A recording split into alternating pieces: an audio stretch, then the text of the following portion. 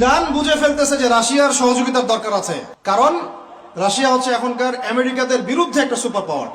এখন আমাদের 50টা পারমাণবিক অস্ত্র থাকার কথা ছিল, অ্যাটলিস্ট না থাকুক 5টা তো থাকার কথা ছিল। ওরা যদি আমাকে তাক করে রাখে আমিও তাক করে রাখতাম, বেটা তুই মারলে আমি মেরে দেবো যা। নবী সাল্লাল্লাহু আলাইহি ওয়াসাল্লাম বলেই গিয়েছিলেন যে শেষ জামানায় কাফের মুশরিকরা তোমাদেরকে এমন ভাবে আঁকড়ে ধরবে, ঘিরে ধরবে, যেন দস্তরখানায় সবাই খাবার খেতে বসেছে। সাহাবীরা ওই যুগে বলছিলেন, ইয়া রাসূলুল্লাহ সাল্লাল্লাহু আলাইহি ওয়াসাল্লাম, আমরা কি ওই সময় সংখ্যায় কম হব?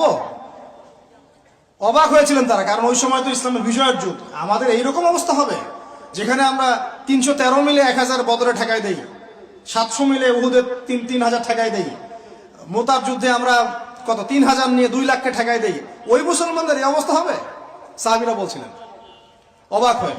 তখন নবীজি বলছেন, হ্যাঁ তোমাদের অবস্থা এরকম হবে, তোমরা সংখ্যায় হবা সমুদ্রের ফেনার মতো, কিন্তু 2টা জিনিস তোমাদেরকে পেয়ে বসবে, এই 2টার কারণে এই পরিণতি তোমাদের হবে। এটা আবরাহার যুগ না যে হস্তি বাহিনীকে ধ্বংস করার জন্য তৈরন আবাবিল আসবে, এটা সেই যুগ নয়। এখন আবাবিল আপনাকেই হতে হবে, আমাকেই হতে হবে। কথা কি বুঝতে পারছেন? এটা নিজেদের তাকদীর, নিজেদের ভাগ্য, নিজেদের মানে ভবিষ্যৎ আল্লাহর উপর তাওয়াক্কুল করে তার হুকুম মেনে আমাদেরকেই করতে হবে ইনশাআল্লাহ।